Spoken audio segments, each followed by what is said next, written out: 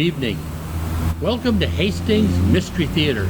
I'm your host and mystery master, Randall Schaefer. You've been watching me host Hastings Mystery Theater for about 12 years. Me and station manager Dan LeClaire really enjoy bringing you these old black and white murder mysteries. And I'm talking to you today from my flower garden. And after all these years of doing Hastings Mystery Theater, the one thing we really appreciate is when you tell us how you feel about it. What are your favorite movies? What would you like to see more of or less of? Tonight, the corridors of mystery will take us to 1933 for a Warner Brothers movie, The Kennel Murder Case. This is a Philo Vance movie. Philo Vance was a literary creation of author S.S. Van Dyne. His books were tremendously popular in the 1920s and 30s. Author Van Dyne would wait until the popularity of each book was established, and only then would he sell the movie rights to the highest bidder. This led to several studios making Philo Vance movies and several actors playing the lead role. In tonight's movie, Philo Vance is played by William Powell. This is arguably the best of all the Philo Vance movies. Because of the positive reviews on the movie and William Powell's performance, a few months after the movie was released, William Powell was offered the part of Nick Charles in the classic film The Thin Man. The Thin Man made William Powell a star and one of the most popular actors in Hollywood. William Powell was born in Pittsburgh in 1892. After success on the stage, he began making movies in 1922. William Powell's screen career lasted over 30 years. After his success in The Thin Man, which he co-starred with Myrna Loy, he co-starred with her in 14 more movies during the 30s and 40s. When he finished his last film, Mr. Roberts, in 1954, William Powell retired. Offers of jobs came his way for several years, but he was content in retirement and declined all offers. He lived another 30 years and died in Palm Springs in 1984 at the age of 91. In tonight's film, a wealthy man is found dead in an upper story locked room. It certainly appears to be a suicide, but Philo Vance believes otherwise because he had seen the victim the day before and found him in good spirits. Vance volunteers to help the police, but how can a dead man found in a locked room on the second floor be anything but a suicide? Let's return to 1935 and watch Philo Vance solve the Kennel Murder Case.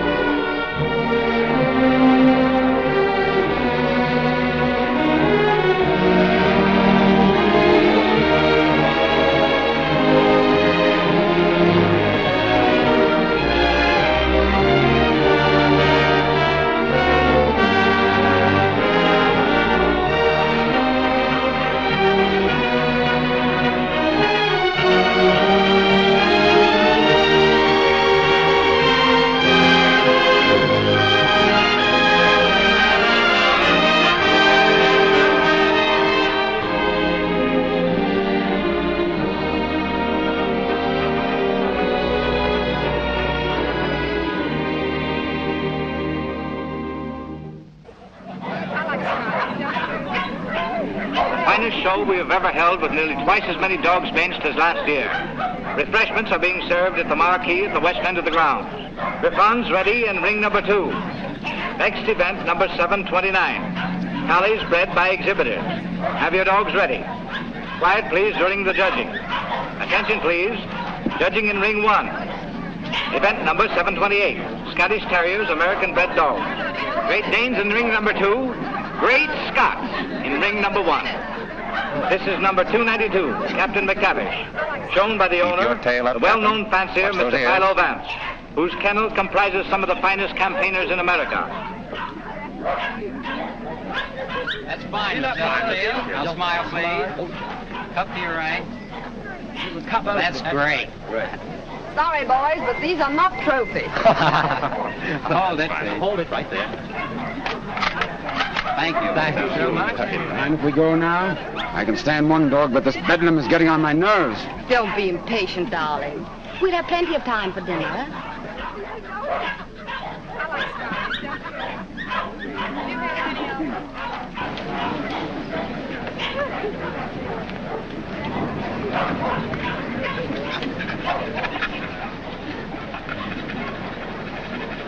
Hold it down.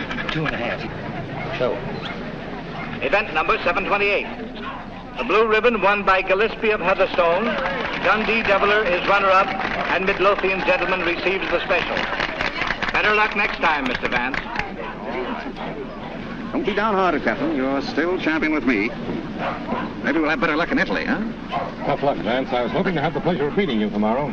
Oh, thank you very much, Mr. Cole. Perhaps you'll get stiffer competition from Sir Thomas MacDonald. Perhaps.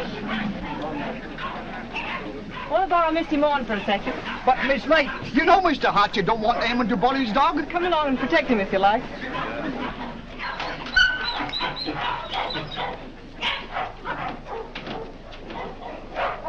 That's enough, Sir Thomas. I wouldn't take off another whisk. I think you're right, Sandy. Get ready. Hold it.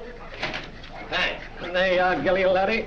Hello, Hilda. Hello, Tom. Well, what's the idea? Thought we'd do a little private judging. I don't imagine your uncle would particularly approve of this. I'm sure he wouldn't. Hold him a minute, Sandy. Let's take a good look at him. All right. Come on, I'll see. Whip your tail.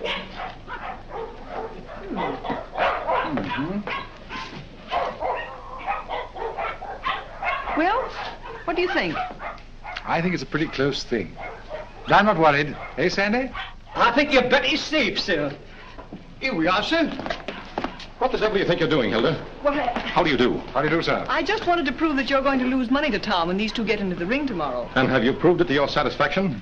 So much so that I want you to loan me $1,000 to place on Gilly. Hilda. That's cheek for you. Wants to bet against me with $1,000 of my own money.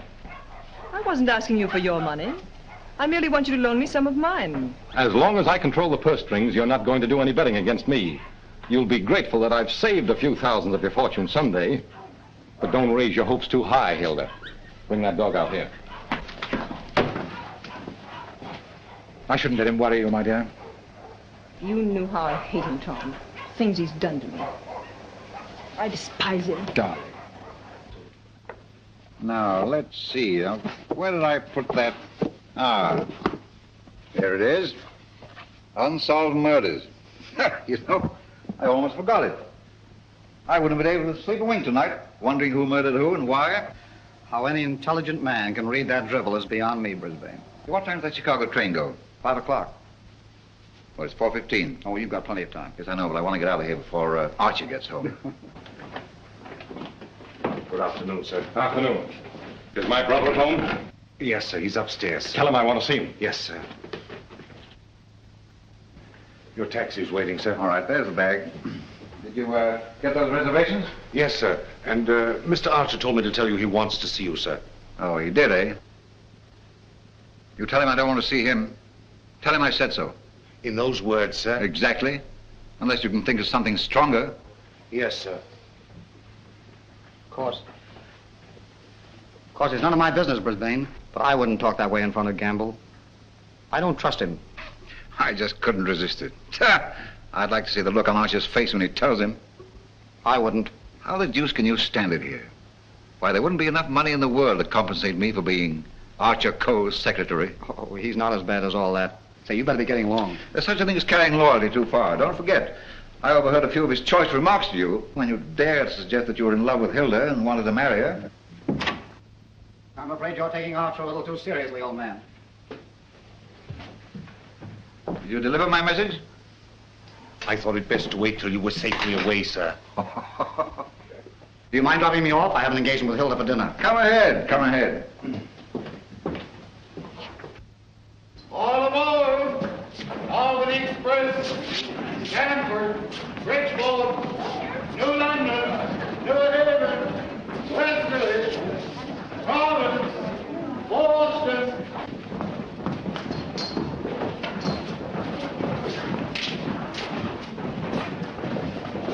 Here is Sir Thomas MacDonald New.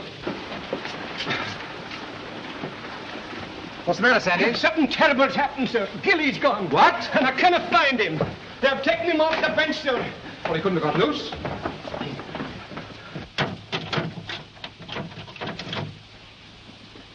He didn't break that lock himself either.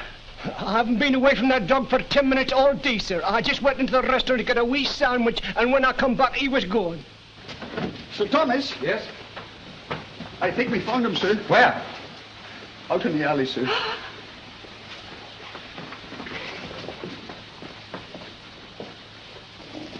This way, sir. Gilly. He's dead. Oh. I'll kill the man who did this.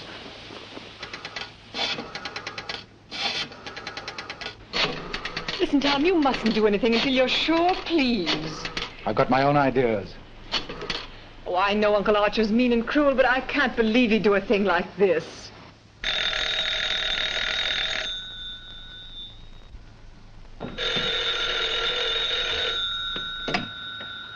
Hello? I'm sorry, but Mr. Archer Coe isn't here. Your dog dead? Oh, I'm terribly sorry. I'll try to locate him at once.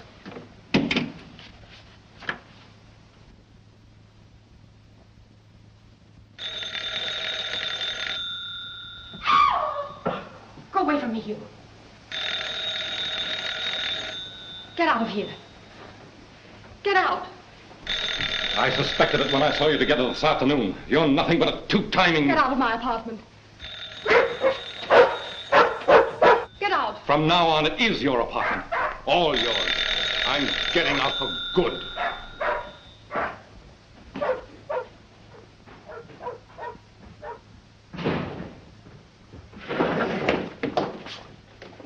Ah, Mr. Coe. My dear friend, Yes, I see you are. Pardon? Yes. Oh, I am, how do you say it, tanto allegro. I came to see you. I have received a cable from Milan authorizing me to complete the deal for your Chinese collection and confirming the price of $117,000. Means decorations and all that sort of thing from a very grateful government, I suppose. Oh, un momento. But it's no good now, of course. I've changed my mind. Oh, but you have promised me. You can't go back on your word. What will I tell my people? What will I say? Pity you didn't think of this before. You might have been a little more discreet, eh, Grassy? But you have signed a contract with me. Too bad for you. It's still at my home, in my safe. Oh, but you will. Most certainly destroy it. Tonight.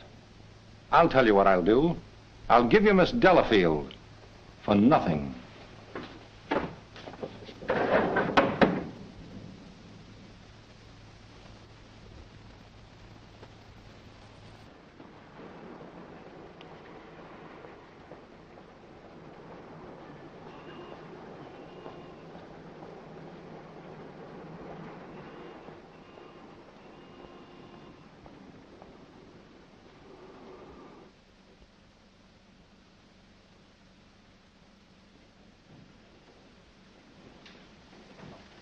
Hey, Liang. At it again, eh? I was led to believe that a cook's place is in the kitchen. The next time I shall... I have been expecting my dismissal, Mr. Cole. We have served our purpose, these priceless treasures and I. I overheard Mr. Reed saying you were preparing to sell this whole collection. You've been listening at the keyhole, have you? You cannot sell them, Mr. Cole. Do you think I would have dishonored my ancestors, perjured my soul, cheated my own countrymen to acquire these for you? Had I not believed that you would reverence them as I do? That's the worst of your race, a pack of mawkish sentimentalists about your ancestors. I don't need you tonight. Go on, get out. I would suggest you consider most carefully before you sell.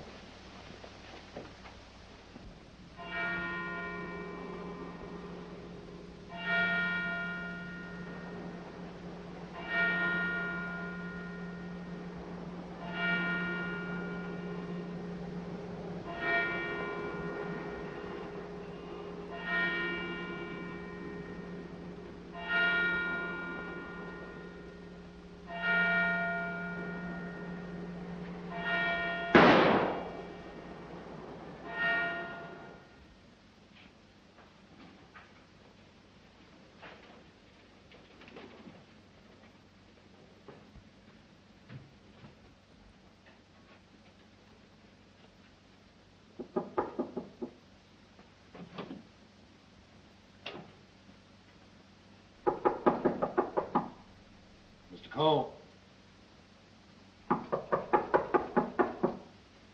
Mr. Cole.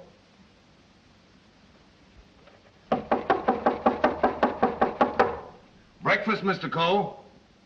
Breakfast.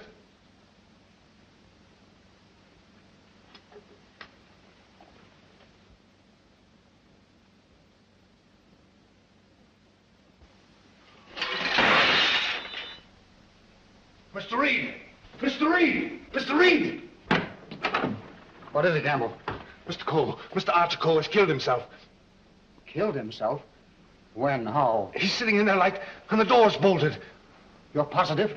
Yes, sir. In his bedroom. Phone the police. Yes, sir.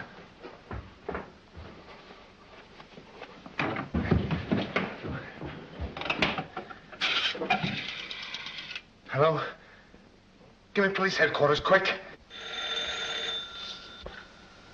Homicide, Sergeant Miller speaking. Now, wait a minute. I don't get you. Take it easy. All right, let me get worse. Suicide. Suicide? Wait a minute. You're not going to run out on this hand. Yep. Who? Archer Cole, 98 East 71st Street. Okay, I got you. Is that it, Sergeant? Yeah. Well, goodbye, Ernest.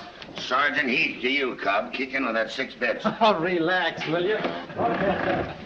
This is your case, Sergeant. You better get the boys out. 98 71st Street? That's right. All right. Come on, Snick. Tell Dr. Amos to hurry right out to 98 East 71st Street. Did you say east, Sergeant? East, yes. I got it. Daily Mail? Give me a city desk. Calling car 18, car 18. Oh, times? Charlie Adler. 98 East 71st Street. Last night, Archer Cole committed suicide. Proceed immediately and call your station for instruction.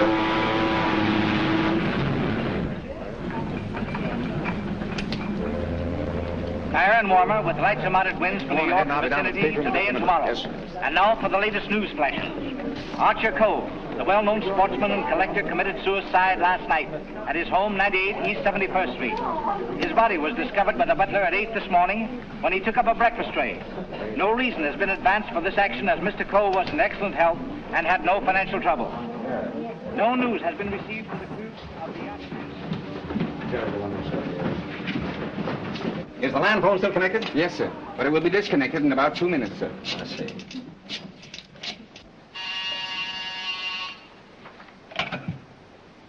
Hello?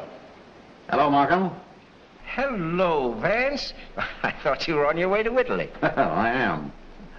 Well, I say, Markham, I just heard about Archer Cole. Yes. Too bad he had to bump himself off like that. That's why I called you. Are you sure that he did bump himself off? Well, his butler tells us he's sitting in a locked room with a revolver in his hand and a bullet in his head. I don't know what else you'd call it. I don't want to butt into your affairs, but aren't you a bit hasty in jumping to that conclusion? Hasty? Why? Well, if you knew Archer Cole, you would know that suicide is almost a psychological impossibility for him. Psychological bosh. 2 and 2 make 4, don't they? But how do you know you have 2 and 2? Just let me point out to you. Oh, point out the Statue of Liberty. Say, Vance. Hello? Hello? The land phone has been disconnected, sir. Oh.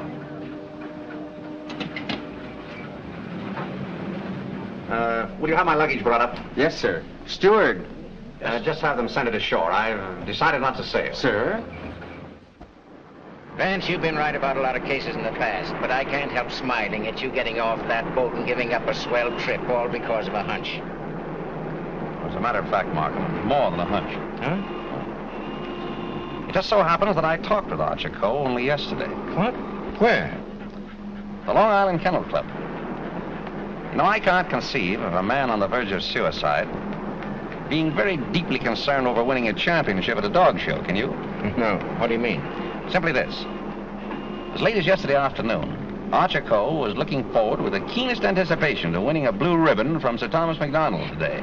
Sir Thomas MacDonald. Say, wasn't it his dog that was found dead last night? Right. And Archer Cole found dead this morning. You suppose there might be some connection there? I don't know. But if someone were to try to kill Captain McTavish, I'd probably turn murderer myself, wouldn't I, Captain?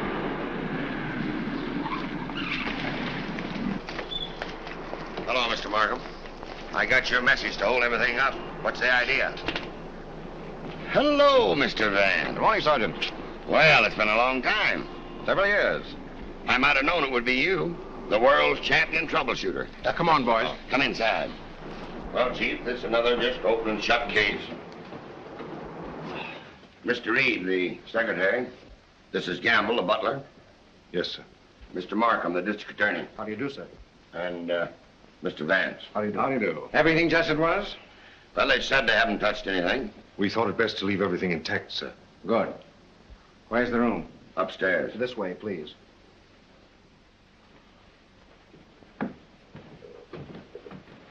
You've been in Mr. Coe's service long?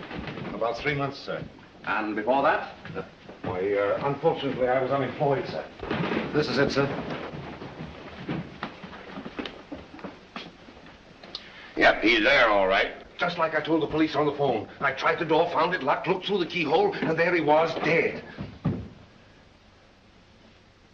I think this is a job for you, Sergeant. Certainly, Mr. Vance.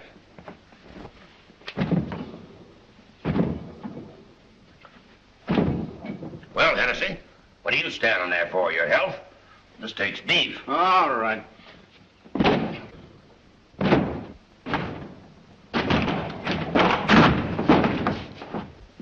Congratulations, Sergeant. What is this, a bedroom or a museum? More junk here than in a Chinese josh house.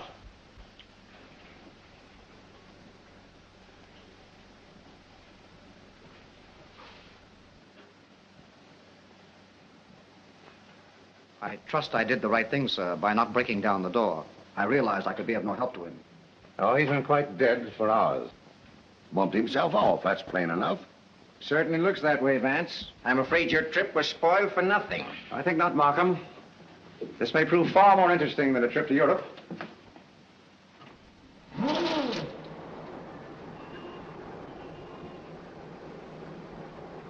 You carry a gun? No, sir. You? Yes, sir, but only at night for the protection of the household. Is that it? Why, Come on. No, that was Mr. Archer's. But he always kept it in a desk drawer downstairs. I saw it yesterday morning as I was putting away some papers. Oh, you did, eh? Did Mr. Coe generally keep his windows locked? Why, no, sir. As a matter of fact, he was a great believer in fresh air. Ah, indeed. I wonder if these gentlemen would mind waiting downstairs. Well, certainly not. I'm sorry we had to damage your door. That's quite all right. It's easily repaired. I'll have it attended to at once, sir. Hennessy, see that no one leaves the house without my permission. All right. It's as plain as the nose on your face. This guy locked himself in here and blew out his brains. I wish I could agree with you, Sergeant. How the devil could it be anything but suicide? It was all very well for you to theorize before we got here, Vance. But now that you've seen this, and there are no signs of a struggle... And the door bolted on the inside, and no means of entrance to the room... Ah, no other means of entrance. All right, you are, Sergeant. But we can hardly call a second-story window a means of entrance. And nothing here that even a human fly could crawl up. So why should Archer Coe lock his windows? Particularly if he was a fresh air enthusiast. I'm afraid your reasoning is not altogether convincing. Well, perhaps so, but doesn't it strike you as rather odd that a man should suddenly decide to commit suicide while changing from his street clothes to pajamas? Well, why not? A man debating suicide might get partially undressed and walk up and down for hours trying to make up his mind. Yes, he might walk up and down for hours, but not with one shoe half off. No, Markham. Something stopped him as he was removing that shoe. This was supposed to suggest suicide, but someone miscalculated. But you can't get away from that bolted door. I wish I could. The way you figure it out, the man was murdered. As soon as the killer is gone, he gets up, goes and bolts the door, plants himself in a comfortable chair with a loaded gun in his hand to suggest suicide. That's a swell theory.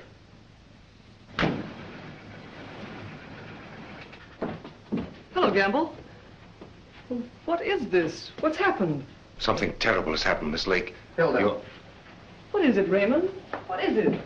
It's your Uncle Archer, Hilda. He killed himself last night. Where? They're upstairs.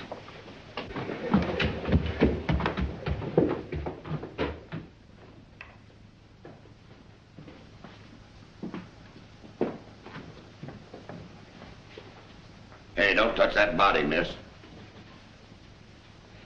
Oh, Mr. Vance. How do you do, Miss Lake?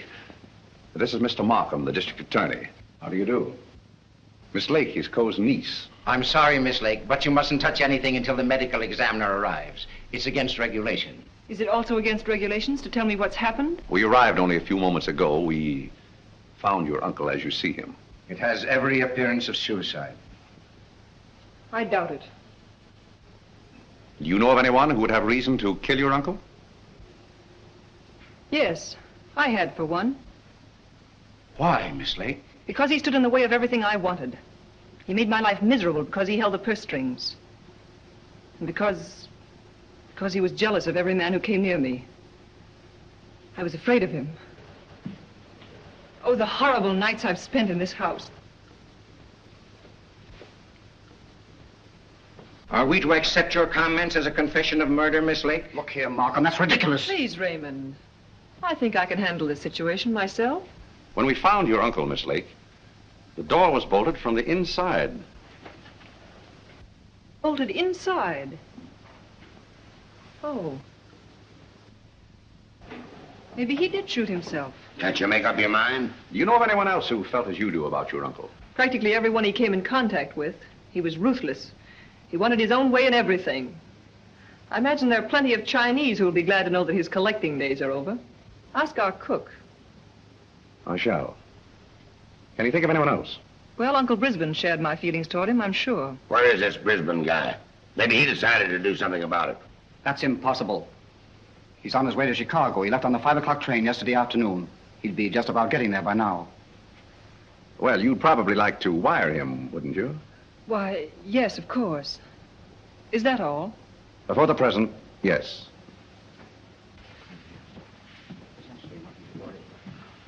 Suppose we check up on Uncle Brisbane on that Chicago train. Won't take me but a minute.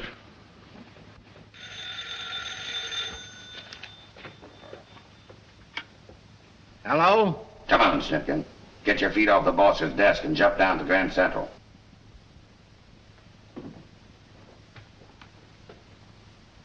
All right, I get you.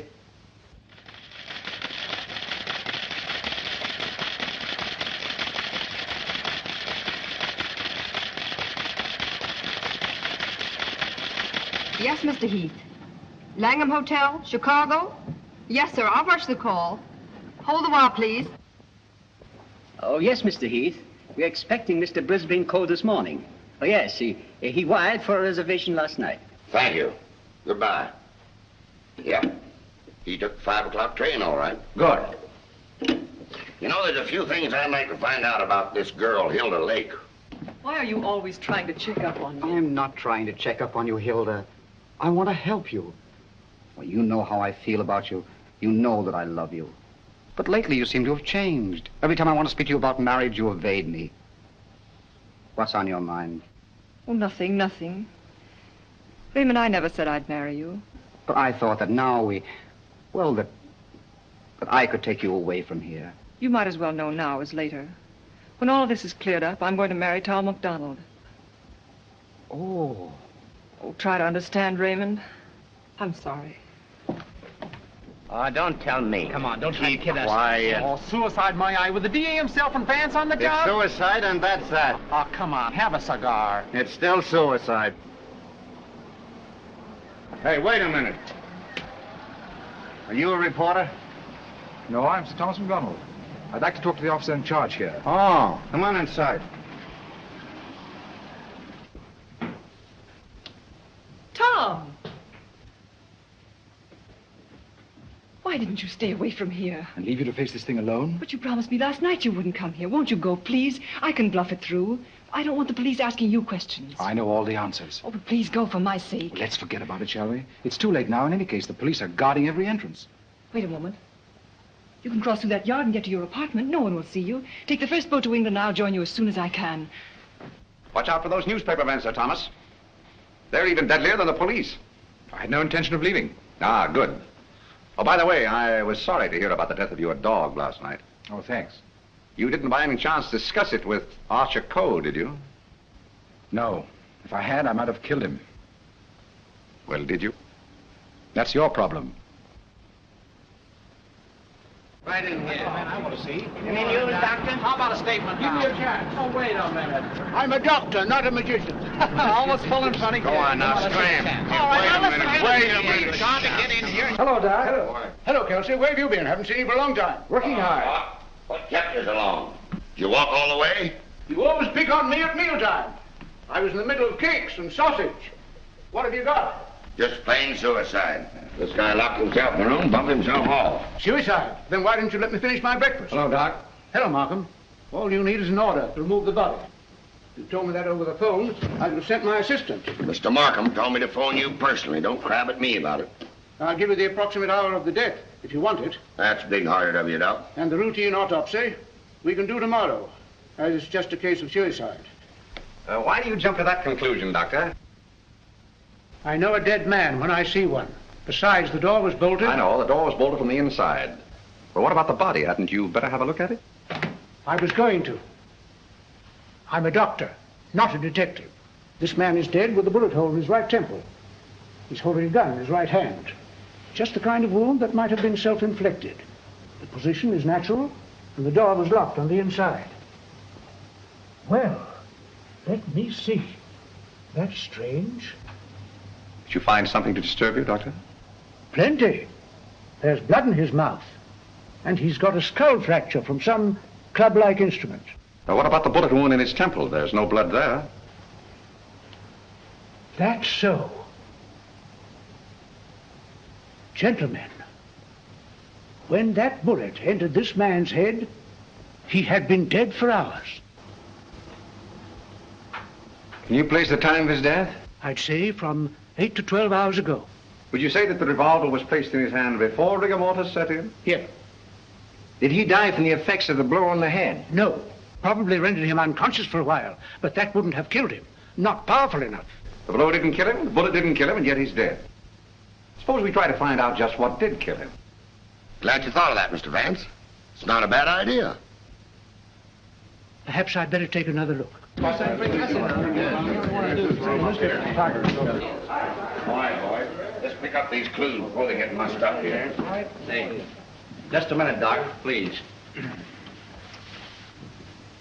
Ready? Give me a hand, Sergeant. Help me lift the body over to the bed. Where do you want to put it? All right, boys, the regular routine. Let's get this body over on the bed. Around the handles, around the box. Get that neat and fine. All right, Chief. We got a hole. Hey, here they come, boys. Let's get it. All right, let's get it. Lift him easy. Easy. There he is. Now then, just a little more that way. All right, That's there for you, Doc. That's it. There couldn't have been much of a struggle. His hair isn't even mussed. Maybe somebody slugged him and then combed his hair. By George! Now I've got it. Stabbed below the left shoulder blade, near the spine. There's no external bleeding. Internal hemorrhage, huh? That's it. What do you think of the suicide theory now, Sergeant? Well, it's slightly complicated for him to shot, slugged, and stabbed himself, particularly in the back. Yes, very complicated. Oh, Markham. Yes. You see, there's no hole in the back of his pajama jacket. So he couldn't have been wearing that when he was stabbed. Forget this. There's a hole in the back of his coat and another in his waistcoat, blood-stained. He must have been fully dressed when he was attacked. That lets me out. I finished. I suppose you'll want a quick autopsy. Yes. Get that body down to the morgue as soon as possible. Good day, gentlemen. Good day. Hey, Doc, Yes? do you think there's any possible chance of that being suicide? What? All right. Just a fair question, big boy. Go on home and get your hotcakes and sausage. You need the strength. Hastings. Yeah. Hurry up with that dead wire. Right. Any report on that wire? Not yet, Sarge.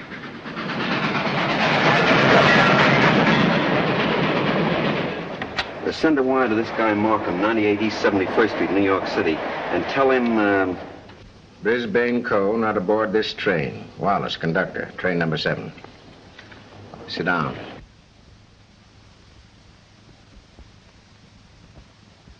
What time did Brisbane Co. leave for Chicago? In time to catch the 5 o'clock train, sir. How do you know he caught the 5 o'clock train? I phoned for the reservation, brought him his walking stick and overcoat, and put his bag in the taxi. Ah. Did you remain in the house all evening? Why, no, sir. I went out about 6:30. It was a servant's night off. Everyone was out to dinner. Mm. Did Did you notice anything unusual in Mr. Brisbane's manner when he left? Oh, now that you mention it, he was distracted and very irritable. You say you gave him his stick? Yes, sir. What kind of stick? His favorite, an ivory-handled one. He never went anywhere without it, sir. You're quite sure he took that particular stick with him? Positive. I handed it to him myself, sir. Did you see him when he returned here last evening? Returned? Yes. I didn't know he had returned, sir. Then whose ivory-headed stick is that hanging over that chair in the hall? I don't know, sir. I swear I don't know. Down. Steady, Gamble, steady. Is this it? Is it? Yes, sir. I can't understand it.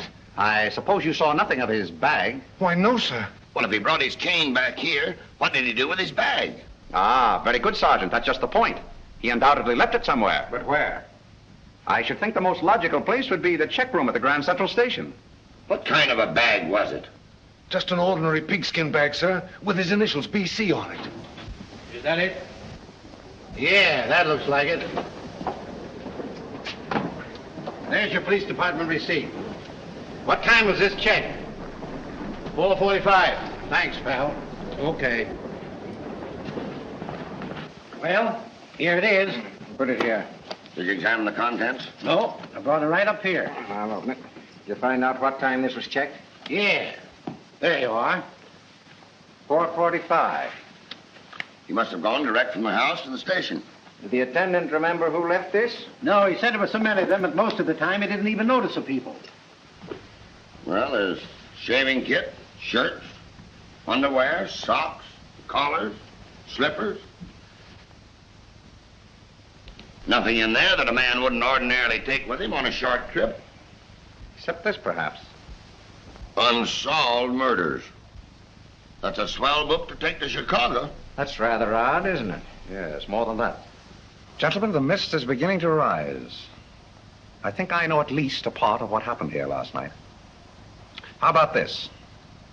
Let's say that Brisbane Cole started for Chicago on a night when he knew that no one but Archer would be at home. He missed his train purposely, checked his bag at the station, and returned here to kill his brother. To make a perfect alibi, he planned to take a later train to Chicago.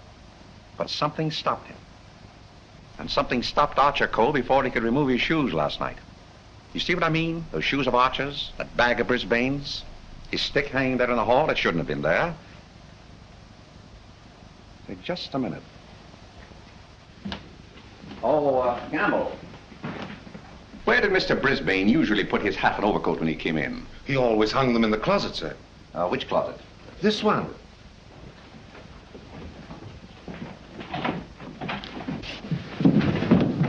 Oh!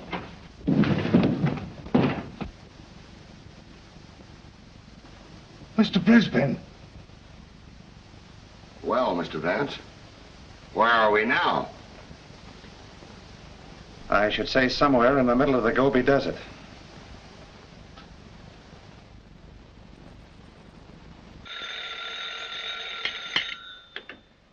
Hello. What? Again? I'm right in the middle of my lunch. First you interfere with my breakfast, then you ruin my lunch. Don't you boys ever eat? No, I'm on a diet. Oh, all right. Hello. All right, I'll attend to that later. Get me the wagon and the fingerprint gang.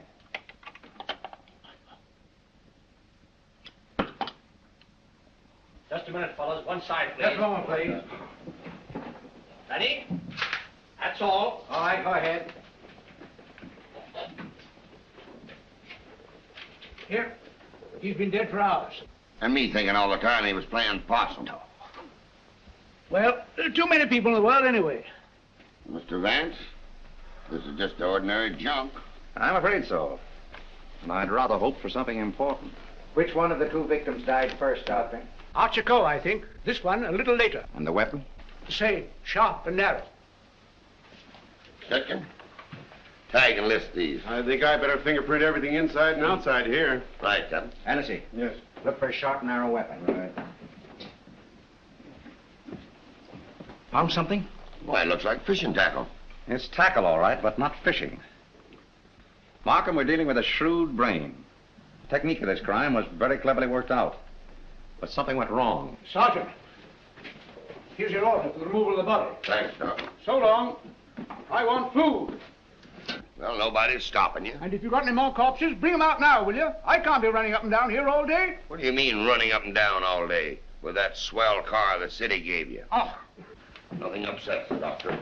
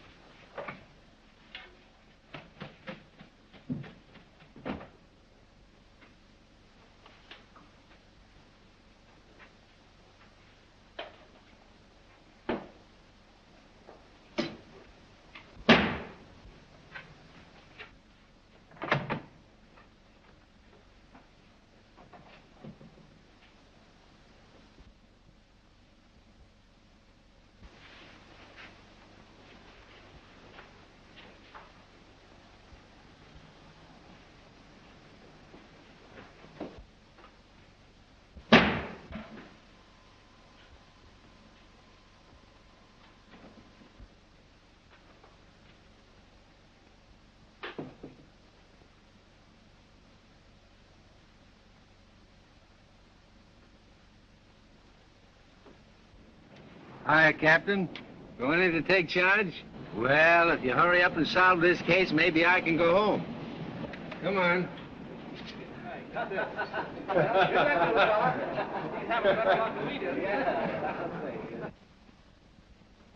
I can handle everything if I don't get too much interference. Oh, Markham. Yeah? You're just in time for a demonstration. I think I can show you how Brisbane Cole used this fishing tackle. He started for Chicago and merely to provide an alibi. He had other plans in this room. Watch this. Notice the bent pin which is hooked on the bolt handle? This is attached to the string I am now pulling through the keyhole. If you follow the string, you will see that it passes around a pin in the wall. This acts as a pulley, and is also attached to a string passing through the keyhole. You see, the bolt is now being forced into its socket. Upon my word. I now pull the first string through the keyhole, and then the second string.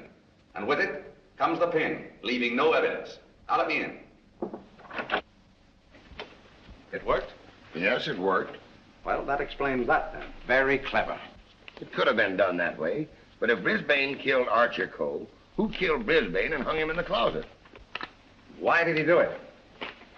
That's what we want to find out, isn't it? Exactly. Yeah. Gentlemen, two persons planned the murder of Archer Cole. Two? What? But their paths crossed. Brisbane was one of them. The other? I've got it. The Chinese cook. They're full of those tricks. Forget this. Dr. Doremus said that Cole was struck over the head with a blunt instrument.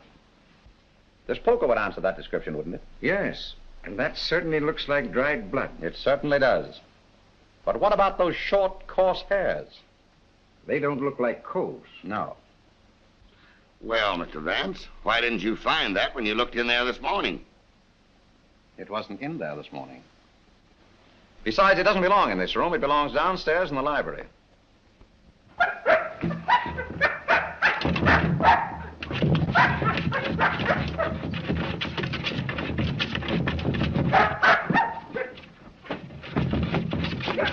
That you, Captain? What's the matter with you? What is it, Captain? What is it, Captain? You're all down here?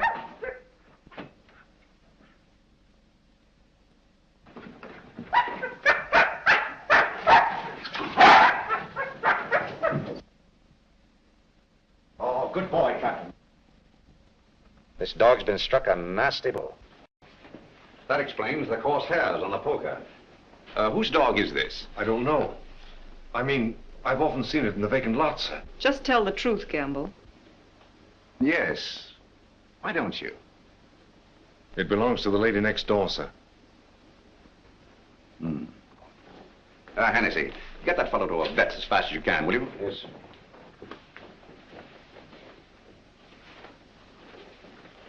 Easy, easy, easy, boy.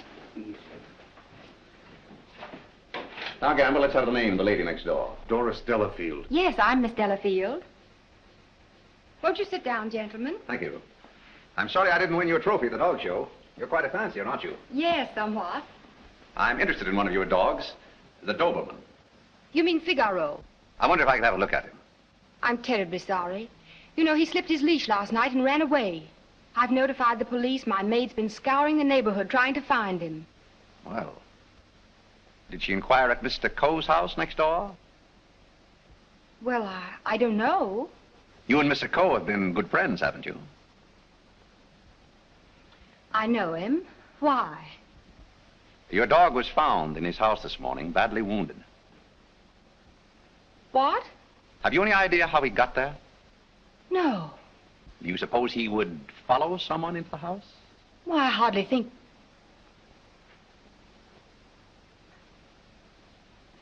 Now, what are you driving at? Mr. Archer Coe and his brother were murdered last night.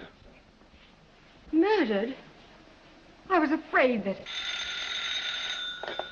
Just a moment. Hello. Is that Miss Doris Delafield's apartment? Would you please tell Miss Delafield that we couldn't get the reservations for her and Mr. Grassy on A deck, and ask her if B deck would be satisfactory? Miss Delafield will not be sailing. You can cancel a reservation for them both. Both? Do you mind telling me whom the other reservation was for? I refuse to answer that question. Would it be Mr. Grossi? But I am Mr. Grossi. And if I didn't cancel those reservations, who did? What? Miss Delafield. Oh, no, she didn't. No, really, there's been a mistake.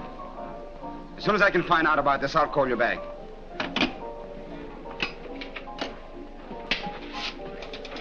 I don't think you'll find Miss Delafield at home just now.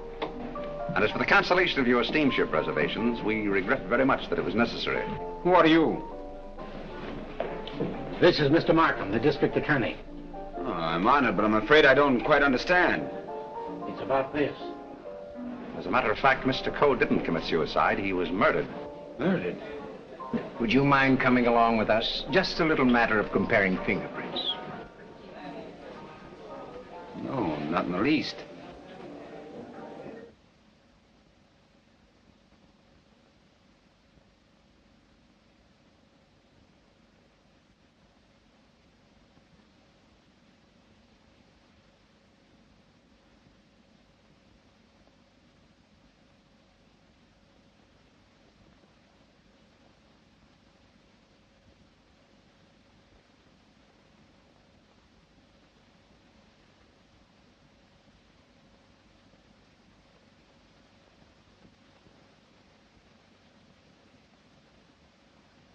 I think that's all. Found anything yet? The one taken from the doorknob is too blurred for identification, but this one is very clear. It appears to be that of Liang, the Chinese cook.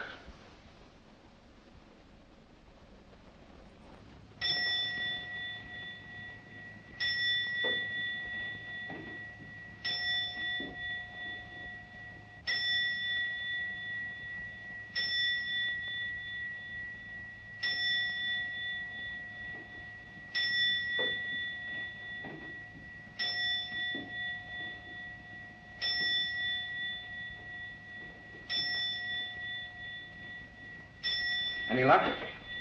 No, not yet. Well, it must be here somewhere. I'm positive that the dagger that killed the Coles belongs in that sheath. Tired, Markham? No.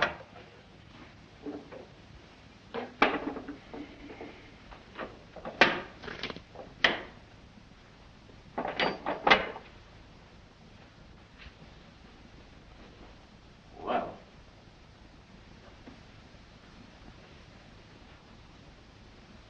That's strange. What is it? The Tingya vase is missing. It's the most valuable in the whole collection. That's all that's left of it. If I'm not mistaken, that's blood. Blood?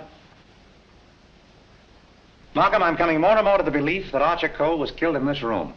That poker, this dagger sheath, now these fragments, all here. But, Vance, do you mean to tell me that the dead man walked upstairs? I'm not trying to tell you anything but the facts. It's the most remarkable case in my experience.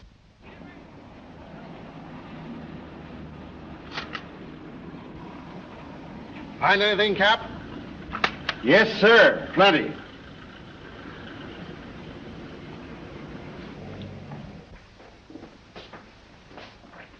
Oh, Mr. Reed. Oh, yes, Mr. Vance. Would you step in for a moment, please? Certainly. Smoke? No, thanks. Did you notice that the Ting Yao was missing? Missing? Why, it was here yesterday evening. At what time? At about 6:30 or 7 o'clock. I came back to talk to Mr. Cole. About what? Well, as a matter of fact, I wanted to quit my job as his secretary. Oh, you'd been having some difficulties with him? It was rather a personal matter. I wanted his permission to marry Miss Lake. What did he say to that? He ordered me out. You went? Yes. Where? I went to find Miss Lake. I thought she was at the Kennel Club. But I had a puncture on the way, so it was rather late when I got there. She'd already left with Sir Thomas MacDonald. Then I came home and went directly to bed. Did you hear anything or see anything when you came into the house? No. But after I'd been in bed for a while, I heard some noises downstairs. I opened the door and looked down, but it was only Liang, the Chinese cook, coming in. Was he customarily noisy in entering the house? Oh, as a matter of fact, it's the first time I ever heard him come in. Indeed. Well, I think that's all, Mr. Reed. Thank you. Thank you. If there's anything I can do to help, let me know. Right. Good night. Good night. I think I'd check up on that Kennel Club alibi. I will. You might have those fragments checked for fingerprints, if you will. Yes. Meanwhile, I'll do a little exploring in the kitchen.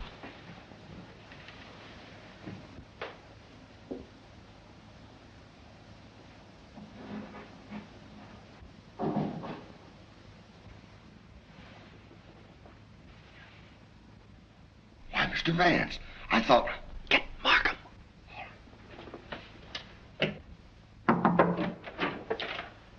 Mr. Liang, I believe. You're the cook. Me cook. You can drop the pidgin English. That isn't necessary with me. Where did you go to school?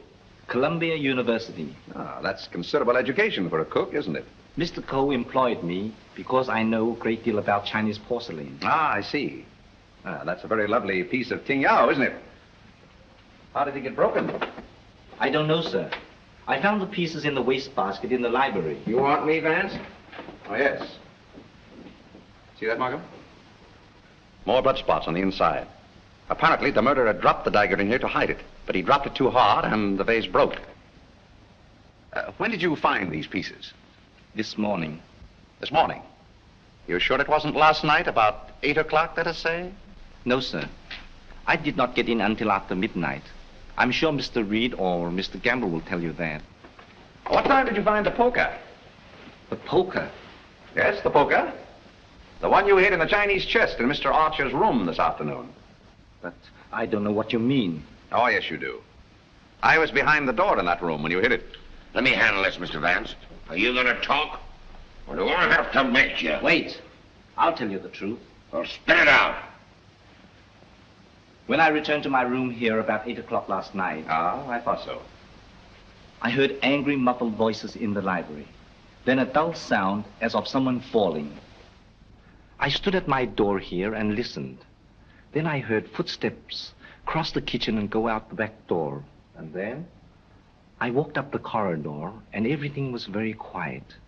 I opened the library door and looked in. The furniture was overturned. The poker was there.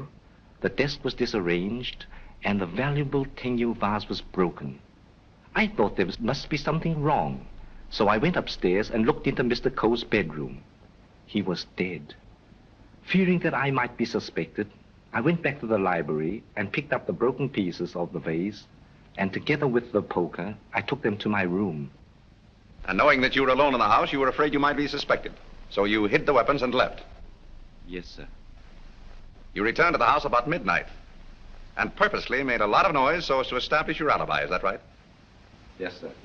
All right, then. Where'd you put the dagger? I did not find the dagger. Don't give me that. What did you do with it after you stuck it in Archer Coe's back? I've got it, Mr. Markham. Yes? What? Fingerprint on this broken fragment belongs to the Italian, Eduardo Grossi.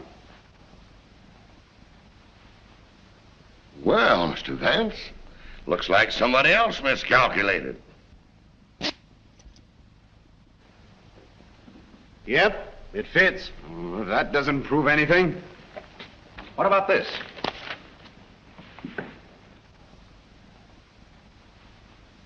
Where did you get it? It was in Archer Cole's pocket. What were you doing outside the drawing room window last night? Why, I wanted to be sure that he was alone. Why? For weeks we had been negotiating for the sale of his collection to the museum at Milan. It meant everything to me. He kept raising the price, but on Monday we came to an understanding. And I cabled the museum that I had succeeded. And last night he turned me down because he saw me with Miss Delafield.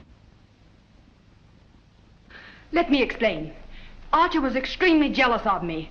Well, you can't blame him for that. You went there to threaten him, didn't you? Which I had every right to do. I told him I would use any means to make him fulfill his contract. He laughed at me, said that he would smash every piece in his collection before he'd let me have it. So you picked up the poker and did a little smashing on your own account, eh? I did not. Let me have the fragment, will you? Thank you. You know how that was broken? Tin yellow vase? With blood stains on the inside and your fingerprint on the outside. I don't know. Sergeant, I think you better book him. Right. Thank you. Come on. Let's get out of that monkey suit. Let's get going. Come on. Don't worry, I'm not running away. You telling me?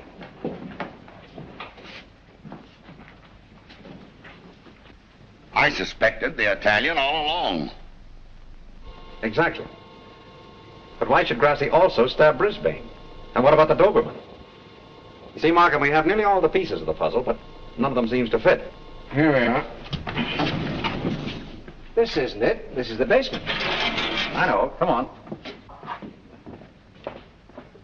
I just want to see where this goes.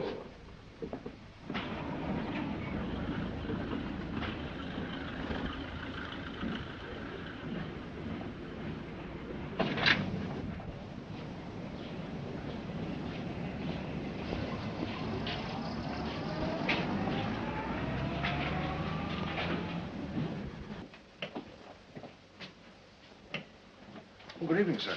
Gamble? By the way, how long have you been using that name? All my life, sir. Dubois checked Gamble's fingerprints at the Identification Bureau, and who do you think he turns out to be? Not Gamble? No. Atlantic Eddie. He used to work the boats on both sides of the ocean. Honestly, Mr. Vance, I haven't turned a trick in 5 years. Oh, that's all right, Eddie. I just wanted to let you know that we're old pals. Sir, someone slipped in the back door and went into one of the front rooms.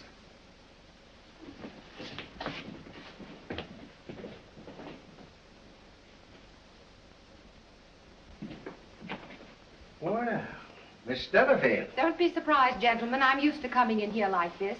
you seem to know your way around here pretty well.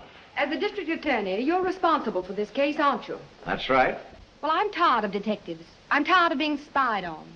All you want to know is who killed Archer Coe, isn't it? Naturally. Well, I did. What? Yes. And there isn't a jury on earth will convict me when they hear my story. You don't believe me, do you? You were wondering this afternoon how my dog, Figaro, could get into this house. Well, he was following me. He was defending me when he was struck. Well, where did you kill Mr. Cole? In his bedroom. What kind of lipstick do you use? Lipstick? What's that got to do with it? Is that yours? Yes, that's mine. While I was struggling with Archer, my bag dropped on the floor and everything spilt out. Won't do, Miss Delafield. It's an old trick. It's not a trick. I didn't realize that you were so fond of Mr. Grassi. Mr. Grossi has nothing to do with it. Take me down to the station. I'll say nothing more until I get an attorney. Help! Help! Help! Help!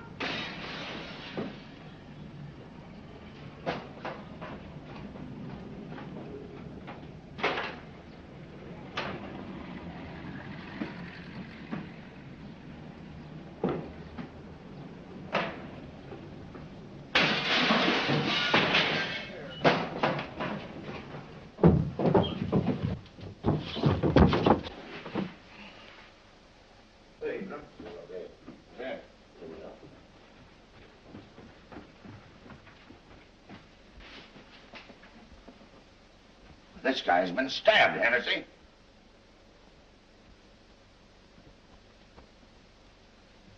Is this it, Mr. Vance? Yes, that's it. Thank you very much. First you spoil my breakfast. Then you break up my lunch. Now you pull me out of bed in the middle of the night. And this fellow not even dead. Why don't you put that in your report, Doc? Of course, fingerprints would never pick up on that silk handle. But it fits perfectly. Where did you find it, Sergeant? Under the bed. Congratulations. That's all right, Mr. Vance. 3 crimes with the same weapon, Markham. Tom, what is it? What's happened? I don't know, dear. Somebody stabbed me. Is it serious, Doctor? Oh, no. I gave him 3 grains of sodium amytal to quiet his nerves. He'll be all right. I'd like to rent a room here till they finish this case. Poor darling. I wish I hadn't got you mixed up in all this. You shouldn't have come here. Let me see this through alone. Oh, I won't leave you. Can't we get away from here? We leave tomorrow. Together. Well, what do you think about it, Doc? Well, the thrust punctured the median basilic vein and caused a hemorrhage. Could the wound have been self-inflicted, Doctor? I'm the city butcher, not a detective. Don't bother me with any murders after 3 tomorrow. I'm going to the World Series. Hey, Doc, hold me the score between innings, will you? Get these people out of this. What are they waiting for? We just want to ask you a few questions, Sir Thomas. You say that when you were stabbed, you saw nothing, huh? That's right. It was dark. I heard a noise and jumped out of bed. Somebody threw a chair and just missed my head and struck the window. I shouted for help and ran towards the door. Then I felt a sharp pain in my arm as I lost consciousness. Knife by a ghost. That's a hot one. I think he done it himself. How dare you? That's not fair. You know anything about that? Where'd you find it? Under your bed. I never saw it before. Yeah. Like I never saw a pair of handcuffs. You've no right to question him now in this condition. Rather funny.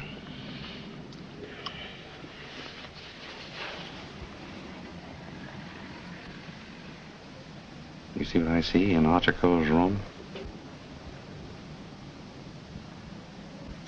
I have a suspicion that whoever killed the Coes came from this house. Probably from this room. Gentlemen, I think I can fit the pieces of this jigsaw puzzle together. Now, here is East 71st Street. This is the Coe house, the yard, and the apartment house next door. Now, let's have a look inside.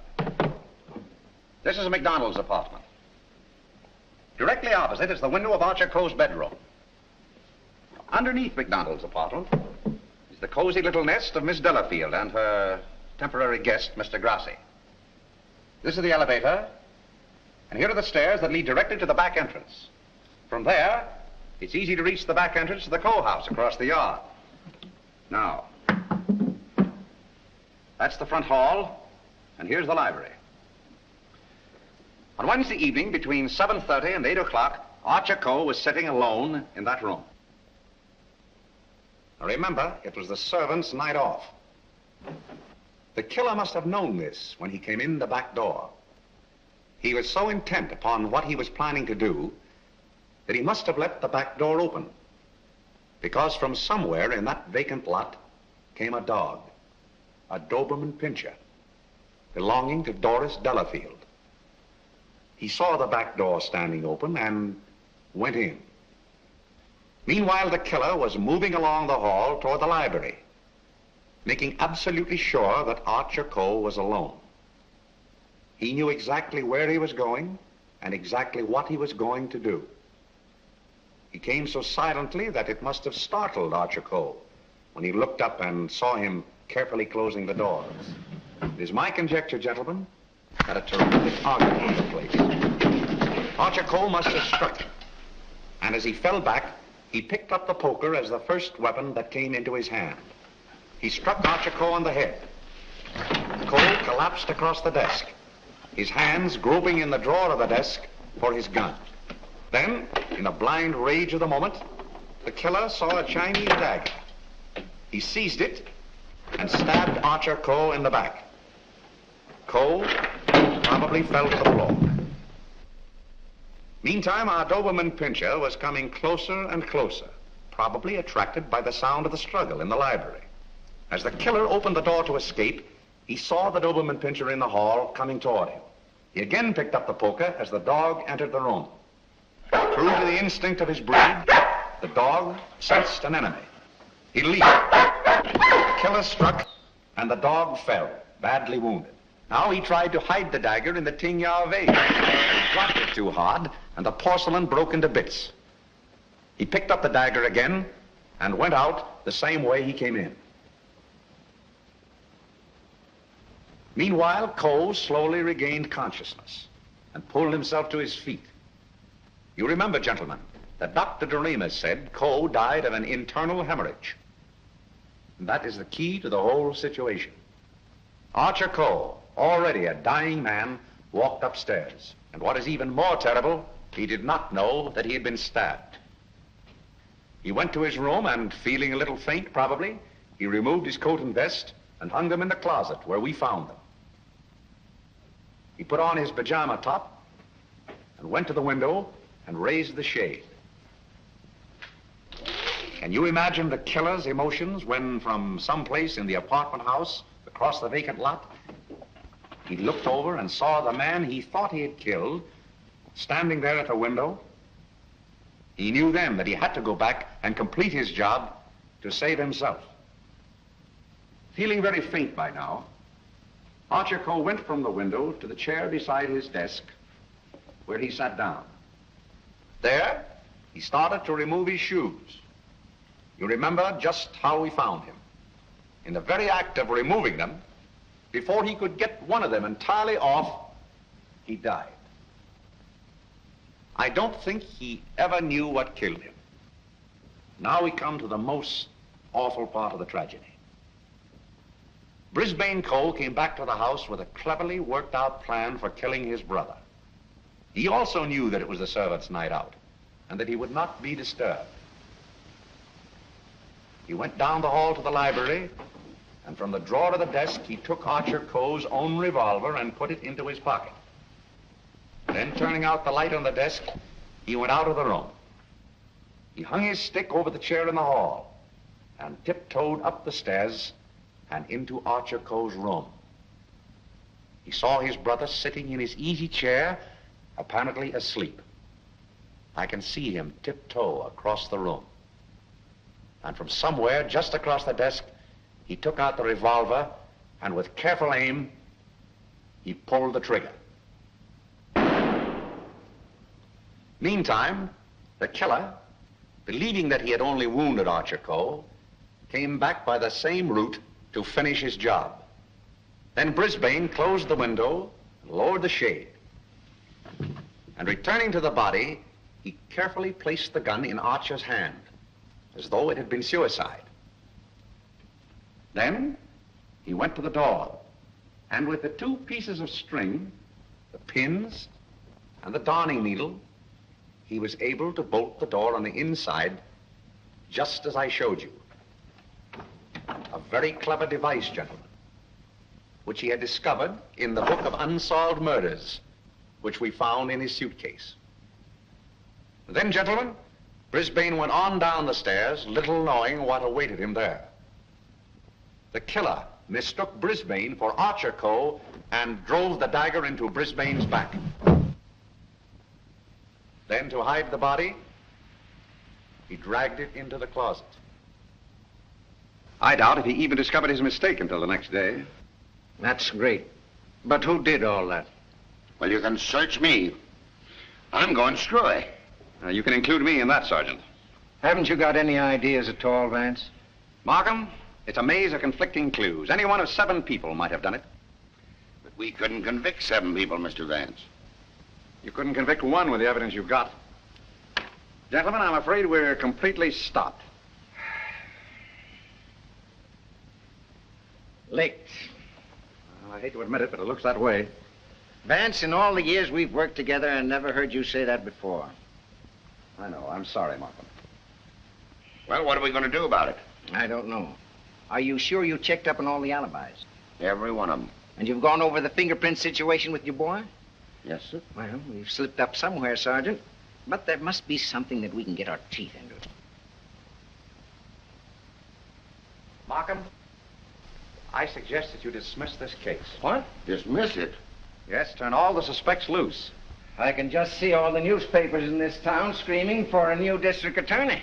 Well, we can probably cover you up all right, Mr. Markham. I've said it was suicide all along. Yes, I know. We could put that solution on it, but I hate to do it. All right, Sergeant. Go ahead. Turn him loose. Turn him loose? Yes.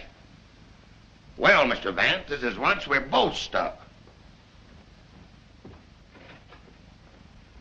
When you give up, Vance, I'm sunk.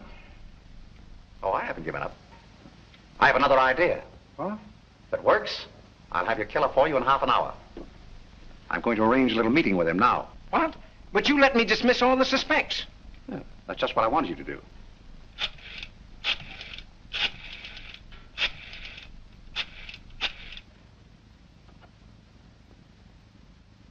Hello? This is Mr. Vance. I hope I haven't disturbed you. I wondered if you'd do me a little favor. Mr. Markham. Yes. Can I see you a minute? That suicide story might work all right for Archer Cove, but I forgot all about Brisbane. Well, never mind about that now. Just release the suspects as I told you. All right. That's it. Yes? That's right. At 4:30. And just get him into an argument. Oh, I'll have him with me. I'm depending on his instinct. That's right. Thanks. If we can catch him off his guard, I think he'll give himself away. Come on, Markham. We've got to get there before 4:25. Mr. Vance. They're in the library now. Oh, darling, let me help you. All right, dear. Thanks.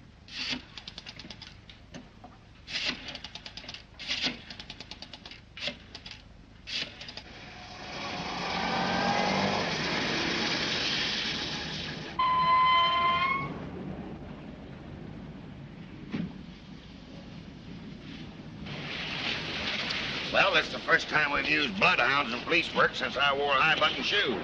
And red flannel underwear? Oh, I always wear red flannel underwear. So do I.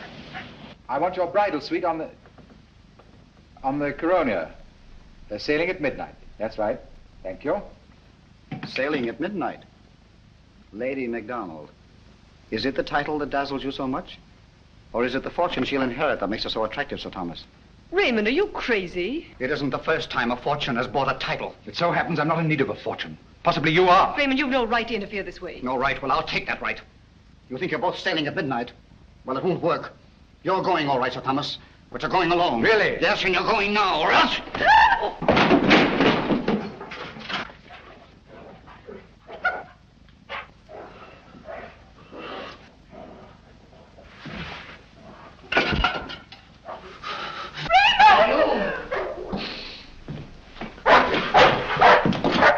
Ah, the poker again, huh?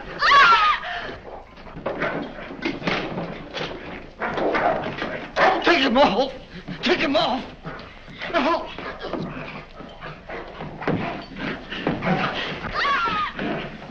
Take him off! Will you take him off?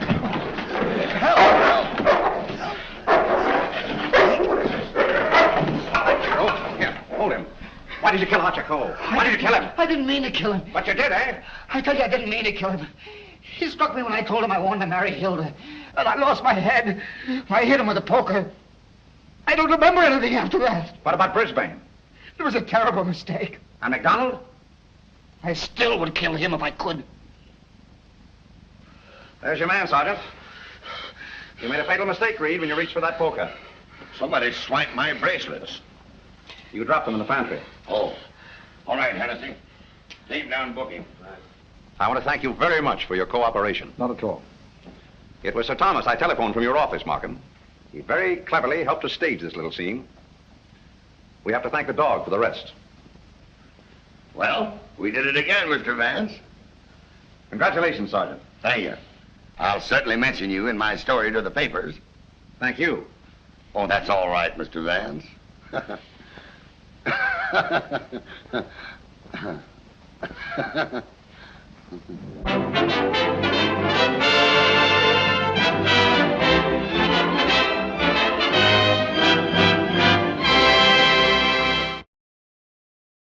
See you next time on Hastings Mystery Theater.